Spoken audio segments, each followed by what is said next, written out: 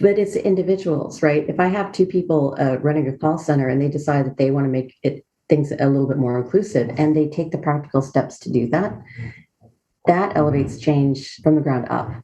And then other departments can see, oh, wow, they're really functioning in a very healthy way. Their productivity is up, their retention's up, all the visible metrics are good. Let's find out what they're doing. And then that carries over to the other team and the other team. And that's how you get that culture of inclusion. Welcome to the HR L&D Podcast with your host, Nick Day, CEO and founder of JGA Recruitment, specialist HR recruiters. Tuning into the HR L&D Podcast will help you to discover strategic growth concepts, leadership development strategies, and the values and behaviours that drive organisational change and success. Together, let's empower our workforces, diversify our thinking, and achieve significant HR success. Hello and welcome back to the HR L&D Podcast. My name is Nick Day, CEO at JJ Recruitment Group, specialist HR recruiters.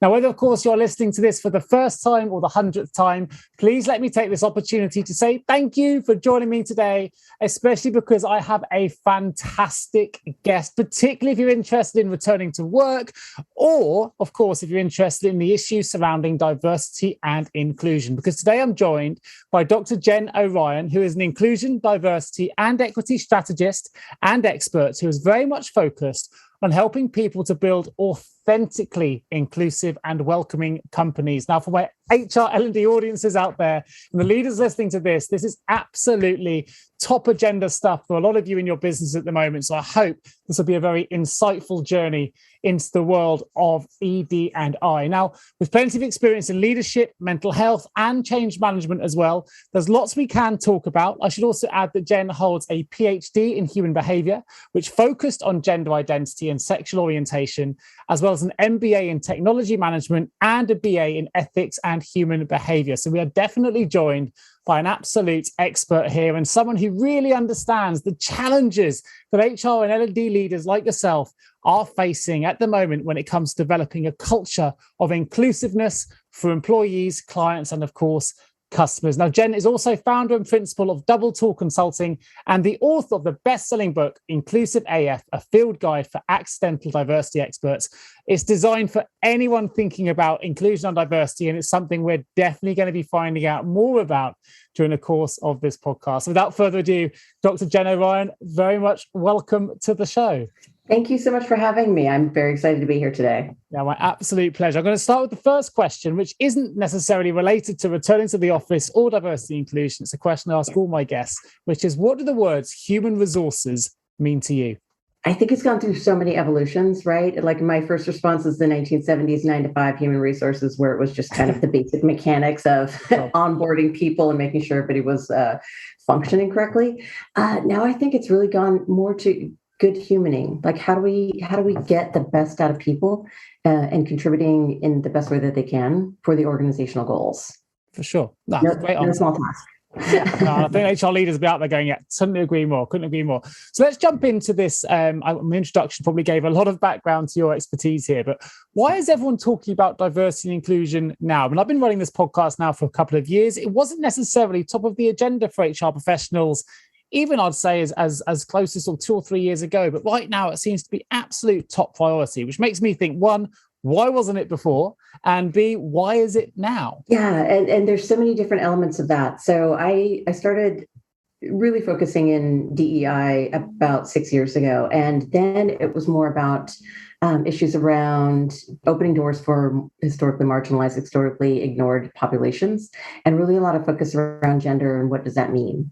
And when we talk about pay and gender gaps, what does that actually look like? And I think all the changes that we went through in 2020, the economic uncertainty, the shutdown, the pandemic, the George Floyd murder, all of the civil unrest related to that, I think that really cleared the table and opened a lot of doors for executives and HR leaders to say, we don't even know where to start with all of this, but we want to do the right thing. And so we're listening. We have questions and bringing in all the different experts that can help them through that. And I think that has really elevated the need for not just, checkbox diversity, but really internalizing, no, we need all these different perspectives, because that's the differentiator, right? That's an organization or a company survives a disruption. Sure. Whether that disruption is a new technology or that disruption is all the uncertainty that we've had over the last few years, we need those diverse perspectives. And I think that has really triggered the need for real conversations around inclusion and diversity. I think you mentioned a great point there, which is that checkbox diversity. And I think for the businesses that have kind of followed that approach initially, they're doing it because it seems to be doing the right thing rather than authentically doing the right thing.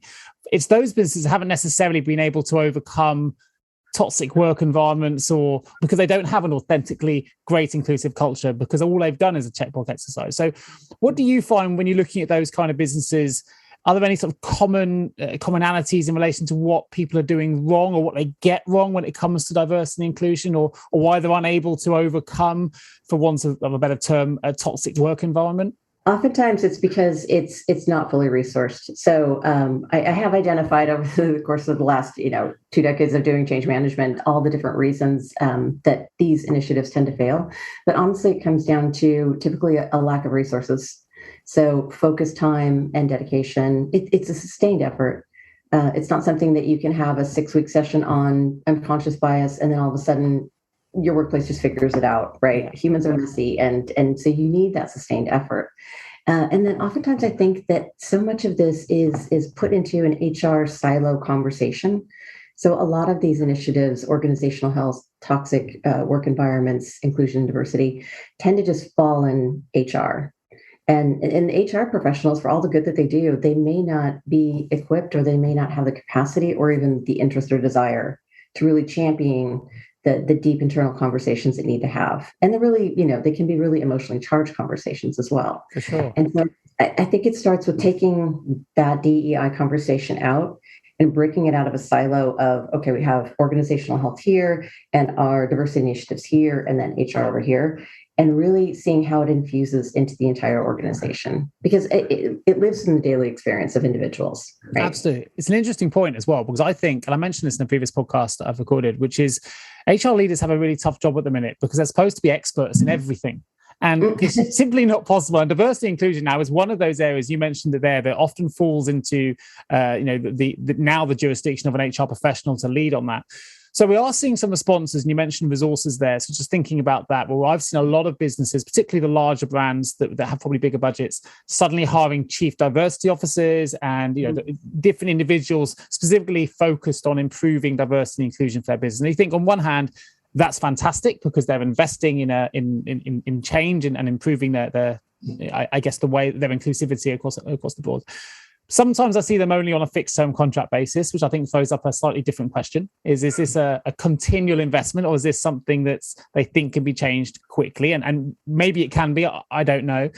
So, but also, not everyone has those resources to be able to hire in a dedicated individual responsible for that element. So I guess I don't know where I'm going with the question. Maybe is it, how would you recommend a smaller business without those resources tackle the issue? And for those that have got the resources to bring in a chief diversity officer, so to speak, what's the next step after that? Because obviously that's the start of the process, I would imagine.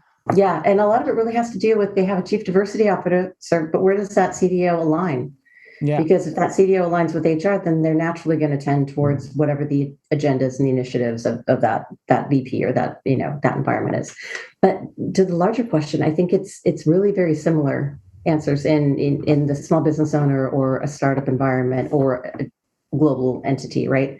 It comes down to just being aware of what are the big pitfalls, what should they be looking for, and that's where it comes to that sustained effort. You have these aspirational goals, your CDO's outlined. Here's all the things we need to accomplish. We have data from HR, and we know from our operations teams this is really what needs to change.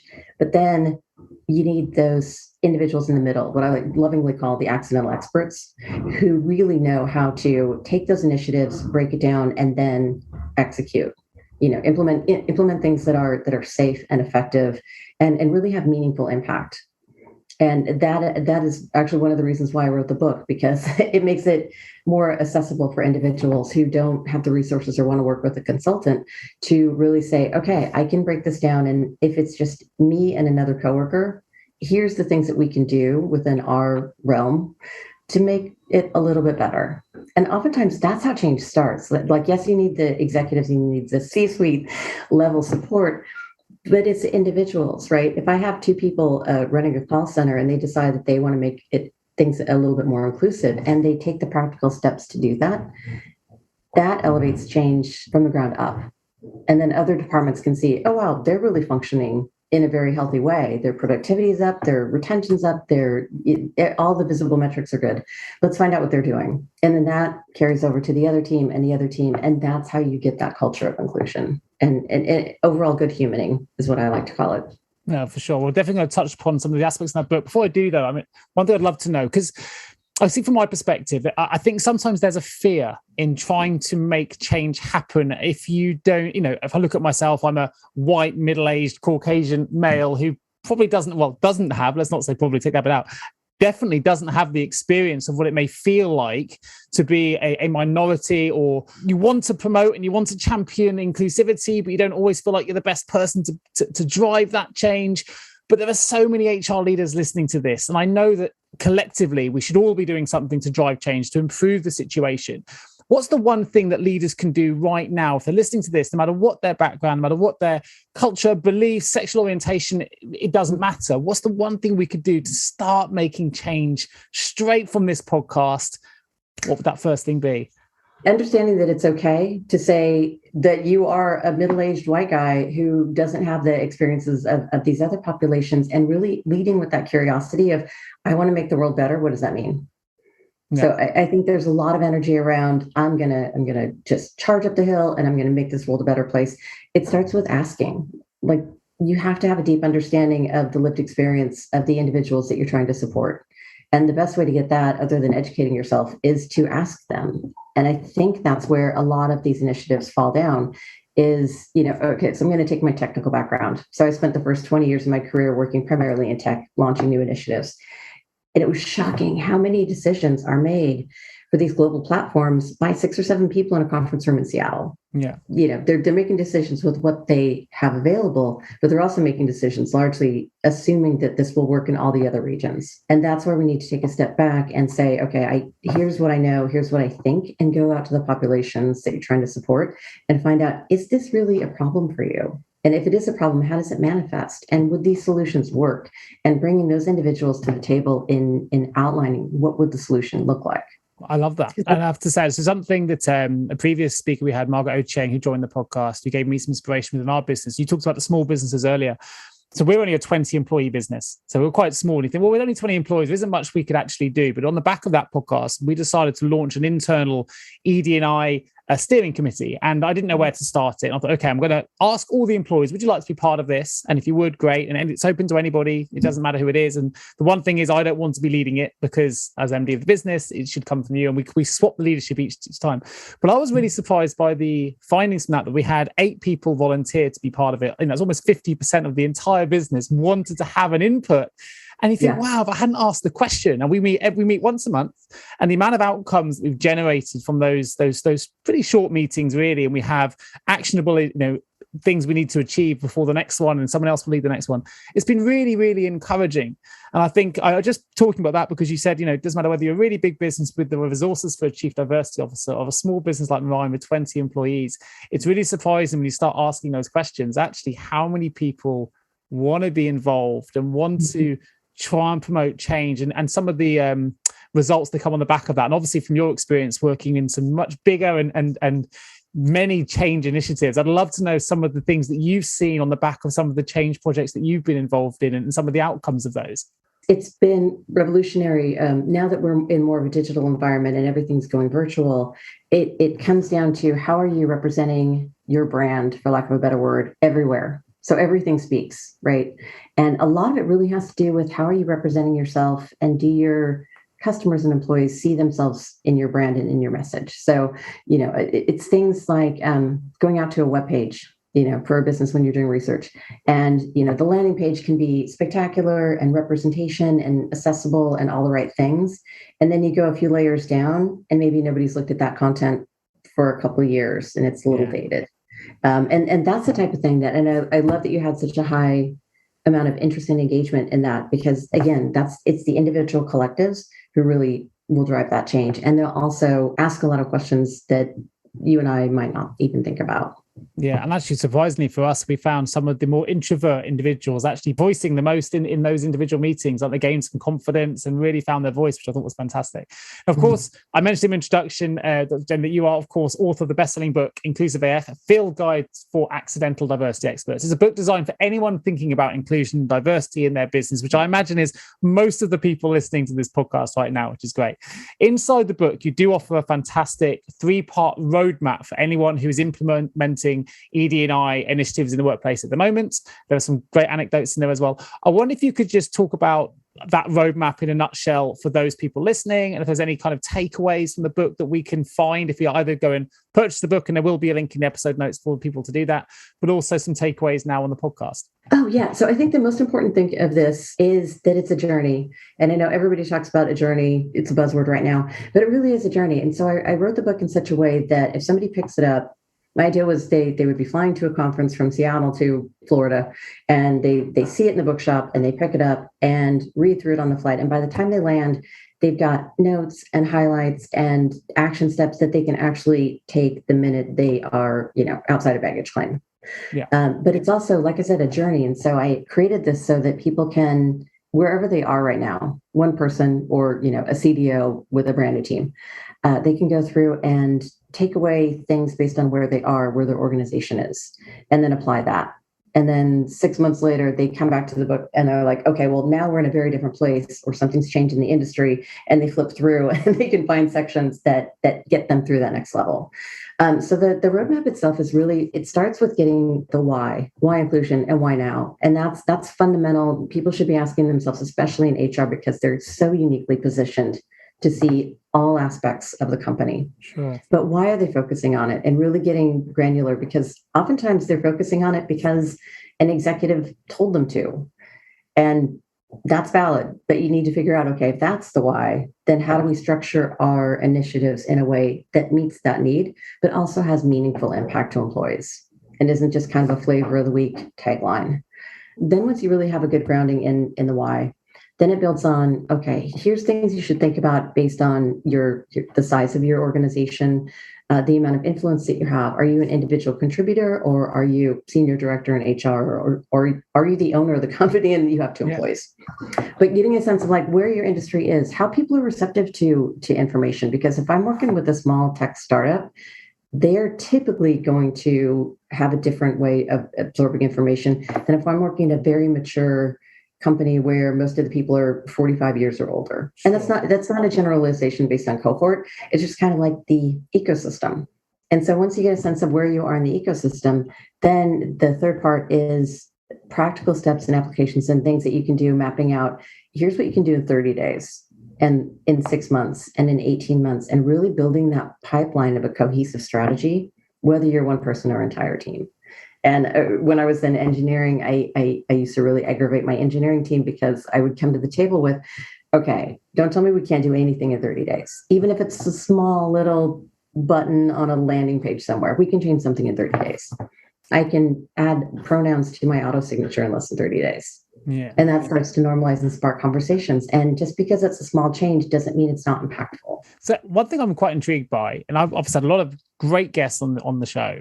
If I use yourself as a case in point here, you've got 20 years experience in change management in, I guess, traditionally, potentially male-led sort of disciplines of engineering. You mentioned data and tech. You've got over 10 years worth of study. If you look at right back to your BA in human ethics and then the PhD in diversity and inclusion, this is something that clearly really burns passionately for you as a subject area, as a research area. But where does that come from? Because we get a lot of people writing books now. They're on trend. Let's get something. I worked in HR. I'm going to go book. And that's not don't want to discredit that. But this is something that clearly burns deep within you and has done for a number of years. So what is it that drives your passion and your passion for research in the area, your passion for change in these areas? Where does that come from? It really, thank you for asking that, because that's such a powerful question, I think, as far as why do people show up the way that they do in the spaces they do. I've been involved with the LGBTQ plus community forever. And that was the basis of my dissertation and a lot of my work. And what I found was I knew I wanted to do something to give back to the community and do something that would be meaningful for people's lives. And, as one does. I was trying to figure out exactly what it would look like. And we had yet another rash of suicides among LGBTQ plus adolescents and children, or they were perceived to be LGBTQ in some cases. And I was like, that crystallized for me. When kids are dying, and when they're not dying, they're still having these horrible negative outcomes and all of the things. And so I put my research hat on and I looked, and almost every bit of literature at that time, every bit of research, positioned growing up as LGBTQ as an inherent risk factor. I realized we're looking at this the wrong way. There's nothing wrong with our queer kiddos. They're fine. It's that environmental response that exacerbates or mitigates that risk for potential outcomes later on. So the crux of my dissertation was looking at environmental factors that contributed to healthy development later in life. And as I started going through that process, I was looking at my organizational change and the initiatives that I was launching. And it was like, we replicate things over and over and over. From the time that we're children, we replicate that all the way through the rest of our life. Probably past that, but it's really hard to substantiate. So it's applying those dynamics to the workplace and saying, yeah, you can have policies all day long. You can have most amazing marketing campaigns, and you can bring in individuals. But if you aren't dealing with the day-to-day dynamics, it's lost. And then even on a more personal level, just seeing all the different environments where, so much potential is lost. So much energy has gone into shifting and compartmentalizing and pretending to be and conforming and not speaking up and not challenging toxic leaders. And when we take that energy and we invest it into innovation, and we invest it into people like popcorning ideas off of each other, exactly what you're talking about, the amount of change that you can affect with 8 people on your team. Yeah. It's just so powerful. And people want to be seen for who they are. That's a human need. And once you find a way to tap into that and really elevate it, the organizational, it is palpable. You can feel it in organizations when they have that shift in that experience. And it's so much better for everybody. Right. So I love how organic and authentic it comes across. I can clearly see that it's evident in everything that you've done. And actually, you talked about something at the end, which is perhaps not directly relevant to the podcast we're talking about now, but that's why one of the reasons I'm quite passionate about not removing names off a CV to standardize them, because I think the name says so much about who we are that we should be proud, and whatever, it doesn't change how a hiring person's going to view a CV, irrespective of the name is there or not. But to hide that name hides who we are. And I'm a big fan of not taking names of a CV stand. That's a personal thing, but it is interesting there hearing you talk. And right at the start of that, it brought me back a little bit to my university days, because my first, we're going back 22 years ago now when I was at university, it was at that age. I think it's different now. Look at my daughter who's 12 years old. She's definitely more up to speed now with the different terms and the acronyms, and that's great. And she's only 12 years old. When I came to university, the notion of LGBT was quite new to me. And we had an LGBT officer at university who's a good friend of mine, called David Clark. And he really, I guess, broadened my view of the world to a degree where I actually ended up writing my dissertation on the marginalization of Chicanas in Mexico and the female gender issues in theatre and performance. So it resonated with me at the time.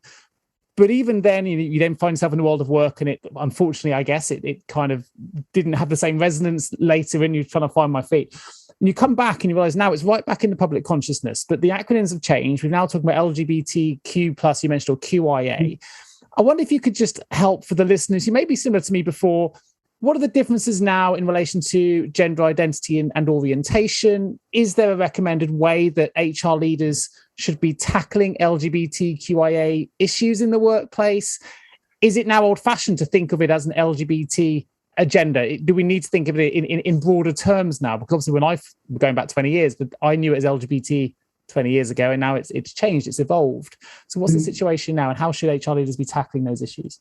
Yeah, no, that's a great question. And I think that should stay front of mind. So I used to do a lot of work with educators and people who worked with kids who weren't their own. And my advice was always, you model and you intervene, and the inclusive language that you use isn't just for the kids that you know who are out. It's for the kids that you don't know who aren't out. Yeah. So that's why when we talk about, rolling out LGBTQ plus policy, it really needs to be abroad. This is benefiting all of our employees. But I used to have a course, and I may need to rebrand it or bring it back up again. But 2018, there was a lot of questions I was getting around gender. What does it mean? Non-binary, gender fluid, transgender, gender diverse humans. And so I actually broke it down, and I'm like, this is what it means, this is what it doesn't. And really, I think it's just a lot of making sure that individuals, yes, have it front of mind.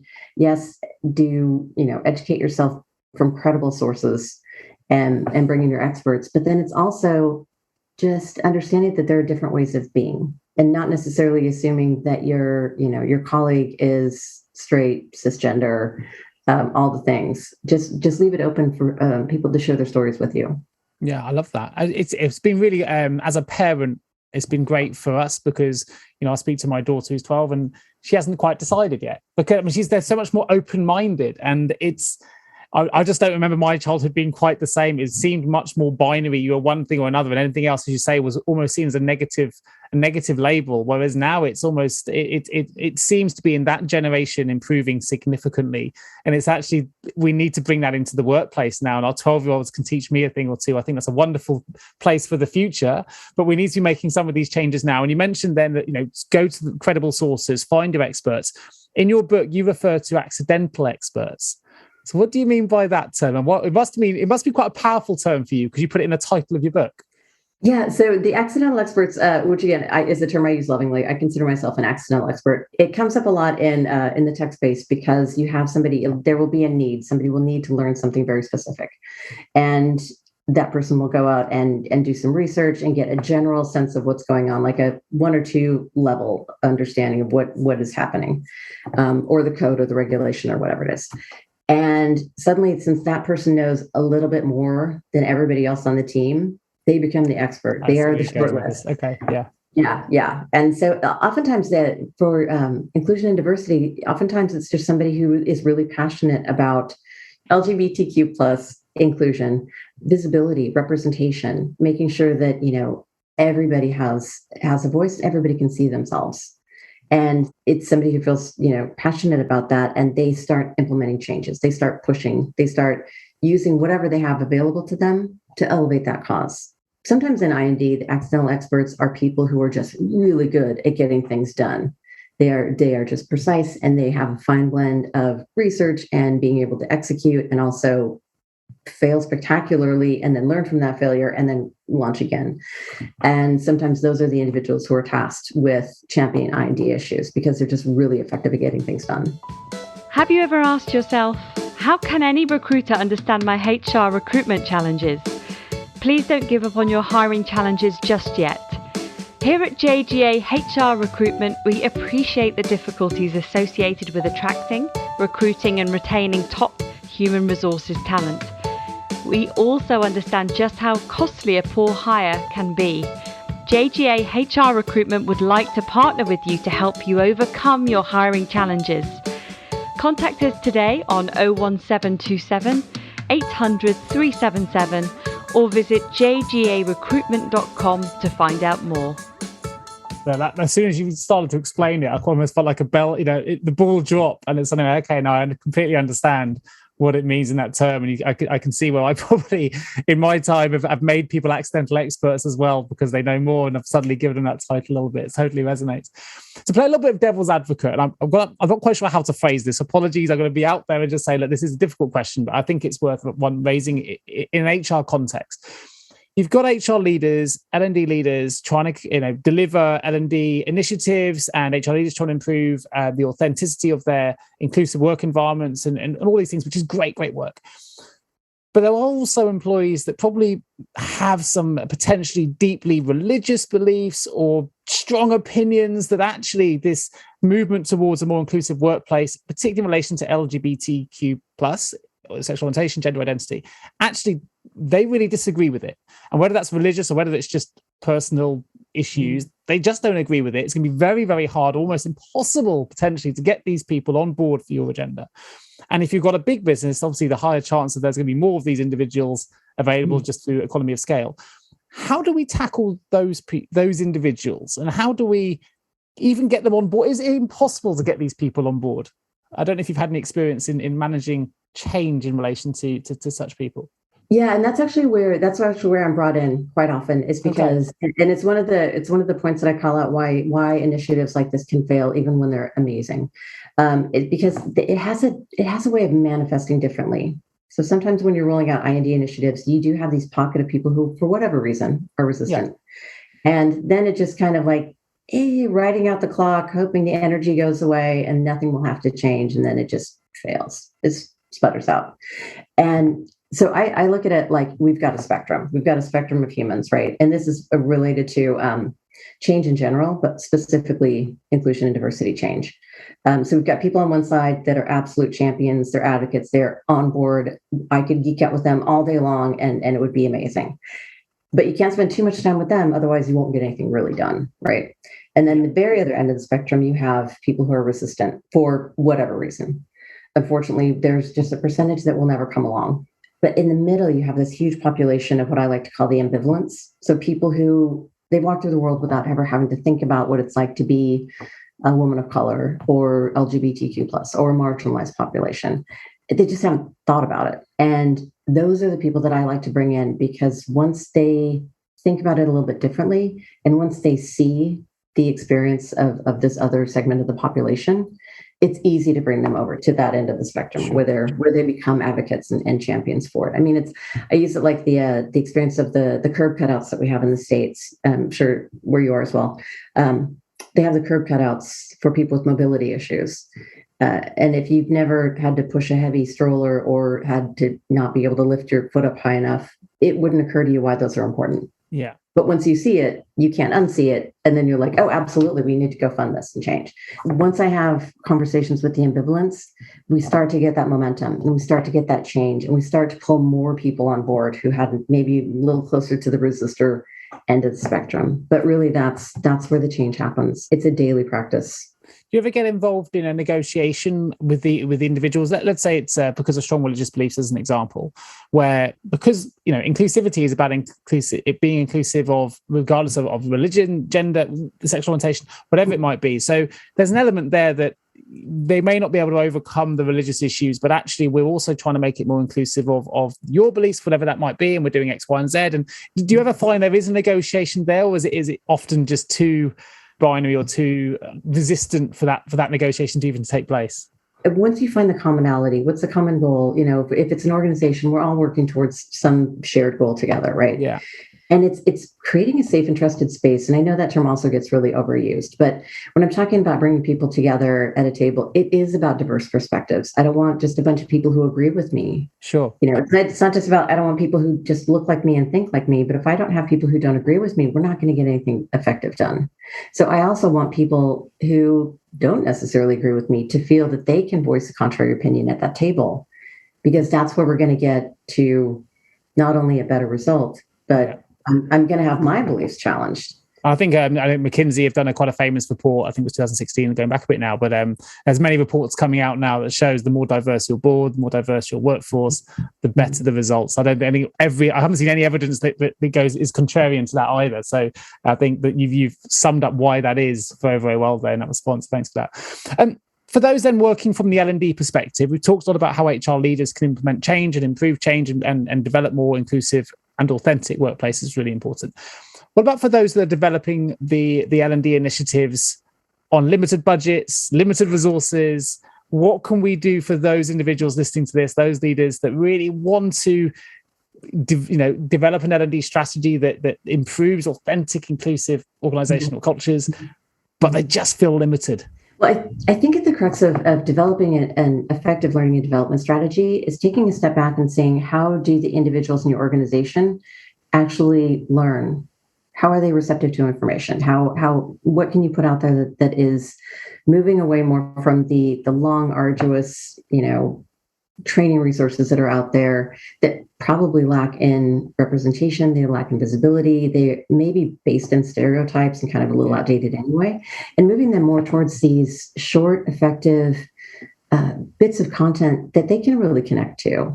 I mean, one of the examples I like to use is that Procter & Gamble has put out some commercials. This is not a plug for Procter & Gamble, no sponsorship, but they have put out some incredibly effective ads with social impact that really get to the heart of what it is we're trying to solve. And they're not overly produced and they're not that long. And it's bits of information like that humans connect with.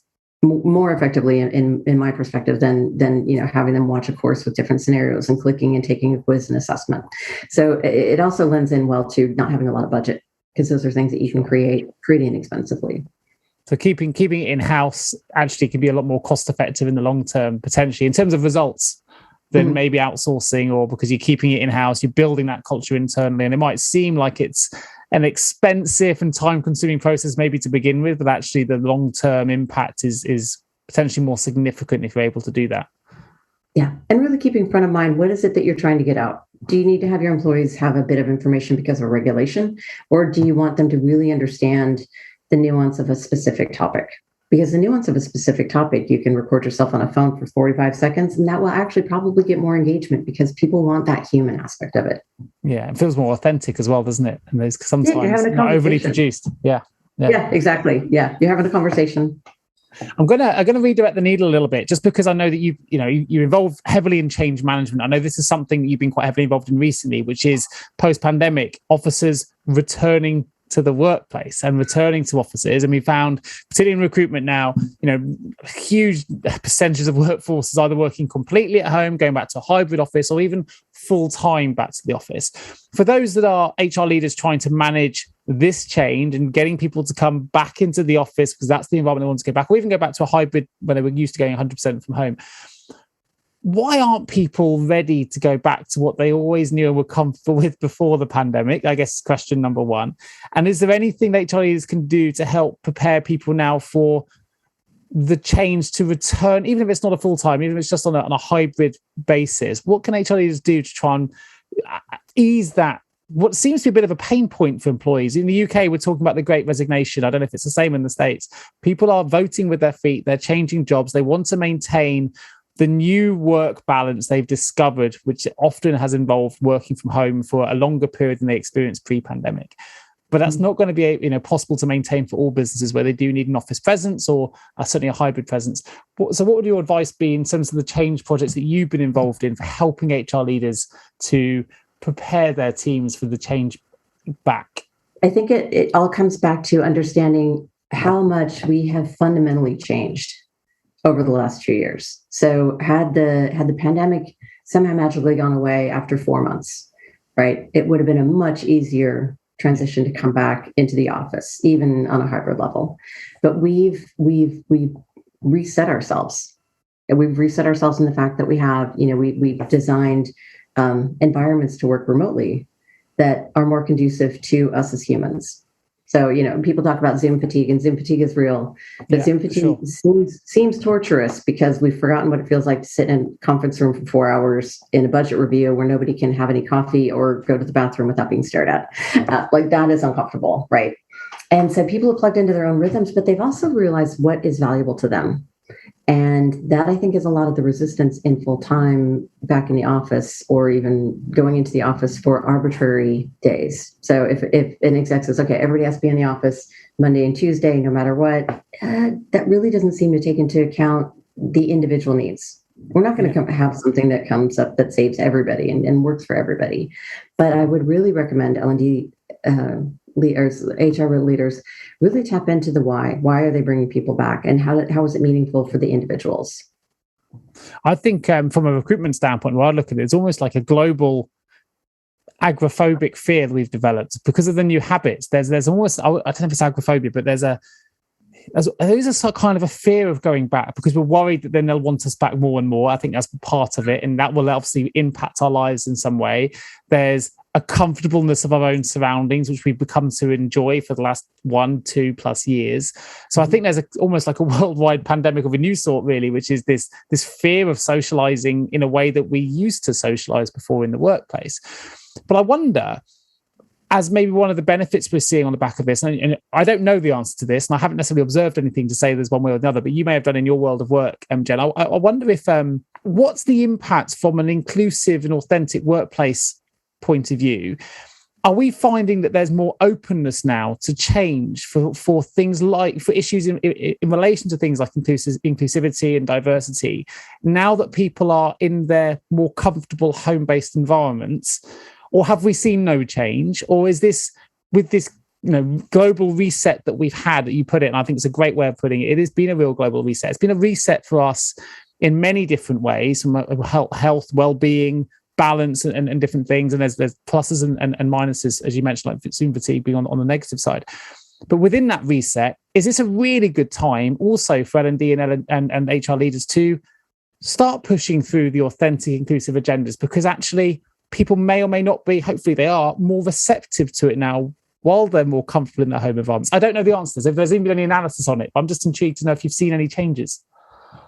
Yeah, it is really interesting because what I've been seeing in the work that I've done around return to office, which primarily is based in Seattle, so it's a bit different, is that their initiatives around return to office are typically driven by, execs, leadership, people who tend to have their own offices with doors closed. Yeah. Who really are not as much of the day-to-day interaction with a lot of people in one room. So what I think is being missed is that the I&D initiative of, if you have people who are neurodiverse or sensitive to light or sensitive to smell, or have mobility issues, and it's just easier for them to be productive in a smaller space, rushing them back to the office because that's what is expected is conflicting with your I&D initiatives. Do you see what I mean? So it's interesting. I would highly encourage executives and HR leaders to think about, when you talk about health and well-being about your employees, that it should be beyond don't catch a horrible disease, or you know what I mean? Health and safety and well-being. For sure. I get it. Yeah, is deeper, right? Yeah, no, I think it's a really good point. It'd be interesting to see. We don't know the long-term impact yet of this change, I guess, from a well-being perspective. I'm sure the results will start to follow, depending on how the new world of work looks. Fast forward maybe 5 years when the analysis is done. From a human perspective, and I'm probably going to draw last question before we open the vault, and I'm just intrigued to know this from a human nature point of view, maybe from your research. I'm dealing with lots of employers now that say, yeah, you can work from home, but we want you in the office 1 day a week, as an example, or 2 days a week. Mm-hmm. But actually, they don't specify what those days are. They want to show flexibility. My personal opinion is that that's great, but actually human nature suggests that we like a little bit of structure. And the idea of choosing the days we work from home, and as long as we're in the office 2 random days a week, I think can be potentially problematic when you start scaling that up, because you've then got, you might have a husband who goes out at different, or a wife or a partner who goes out at different times, and actually you were due to go in on Monday, so the manager comes in Monday, but last minute you go, actually I'm going to come in on Tuesday, but the manager's now gone in, and you have these issues potentially of people being missed and communication channels getting blurred because of this total flexibility, which a lot of employers are currently offering. Do you think it, from a human nature standpoint, in the way that we are, do we need a little bit of routine in there if we are going to have a hybrid culture of, actually fixed days are better? Or do you think actually, no, this is a huge social experiment. We don't know what the actual best results are yet. And actually humans are more than capable of adapting to a total flexible schedule. Again, I don't know if you may not have the answers yet, but I'm intrigued from a recruitment standpoint to know what you think is best. From my perspective, I think we work better as long as those days are fixed. I think it's better for us to be able to organise our time. Maybe that's because it's me as a parent, but I'd love to know your view. Yeah, and I think some of it just depends, and I know that's a very satisfying answer, but a lot of it depends. I think what it comes down to is we want to make sure that when we're going into the office, it's for something meaningful. Yeah, like I miss the days where we could go into a conference room and whiteboard something out with 4 or 5 people, because that is magic, right? That is where you get so much more solved and ideas spark, and going to conferences and having the hallway conversations. Like I miss that. And as humans, we do have a tendency to need to be with each other. I feel for my extrovert friends, because this has been really difficult for them. But I also think that to your point, we do need some structure and we need some predictability. And so having days where, yes, these are the office days, and then having a concept of like office hours, where if I am a subject expert and you need to come to me for specific things, then you know that I will be in office and available from 10 to 2 on these days. And I think it's a shift of, we don't necessarily need to be in the office for 8 to 10 hours on those days.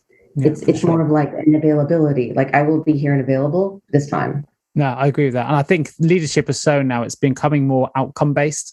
So as you say, you don't have to be there 10 hours because you need to be there because everyone else is. Actually, if you manage on outcomes, you can deliver and be confident at leaving on time or whatever time you think is required, which I quite like. I'm quite liking that change. Sorry, go on, please. Oh no, I'm just going to add. I also think that there's absolutely a need as we balance this out, for people who don't have remote offices or home offices, some people live in tiny spaces or have lots of roommates or children, and they need a space to go for 6 hours so they can just have some focus time. And if we're not overrunning everybody in a 50-person office, everybody is in there giving each other their colds for, the hours. Those people who need that space have that space. And the people who need access to others will have that space. And so it's more of a great point. Fluid bit blending. Yeah, and and something to be fair, I'd probably overlooked in my question. For absolutely right, not everyone has the same resources, and there needs to be the ability for those that need it to be able to go in and have accessibility to a decent space for sure. So important for well-being as well to be in a space, a workspace that you're comfortable in. So really, really great point. My last question before we open the vault, if I may, Dr. Jen, which is just to say, if you could give 3 pieces of advice to an HR L&D leader right now in developing an authentic, that's a big question, I know, but if we can give sort of 3 key takeaways, maybe as a better way of putting it, for the HR leaders and L&D leaders to take away as they go on towards helping their businesses achieve a more authentically inclusive workplace culture, what would they be? Oh, the biggest one is identifying the top 3 things that you can do to affect meaningful change. Whether that is educating yourself, whether that is going through and making sure that your online content isn't, steeped in stereotypes and outdated, just finding what it is that you can start doing immediately. And then you're going to get it wrong. You just are. But I like that. It's better to go out with very transparent, agenda and say, we're going to get it wrong. We're not going to get it right. This is what we're trying to do. Bring others to the table and get feedback, but don't get frozen into that. I'm afraid to do something because I might do it wrong. Yeah, no, great advice. I've definitely been guilty of that as well. So I think it's great advice, and I'm sure I won't be the only one listening to that that's thought that. So thank you. So we're going to open the L&D vault. First question: short, sharp answers to 4 short, sharp questions. Opening the L&D vault. In hindsight, what's the one thing you now know that you'd wish you'd known when you began your career? I would honestly say my own potential for change, to affect change in people's lives just by speaking up and showing up. Great. Fantastic. If you could give one piece of advice to the world to help everyone working in HR now, what would it be? See people as humans. Everybody has a story. Everybody has a unique experience, and please stop assuming that your cohorts or your colleagues are straight. This is gender. Absolutely love that. Okay, perfect. If you had the opportunity, what advice would you give a younger you just starting out in the world of work? Try everything. Listen to that small voice inside of you that is telling you what you need to do, and just try it. Brilliant. Fantastic. And last question, what's the guiding principle or behavior that you've seen in every great leader that you've worked with? Authentic vulnerability, be human. Yeah, nice. Perfect. Well, just about rounds up. And I could generally be talking to you for hours. I think by the end of the conversation, if we had more time, then I'd be talking to you about the marginalization of Chicanas in Mexico. I think we could take it there. So another time, maybe. Yeah.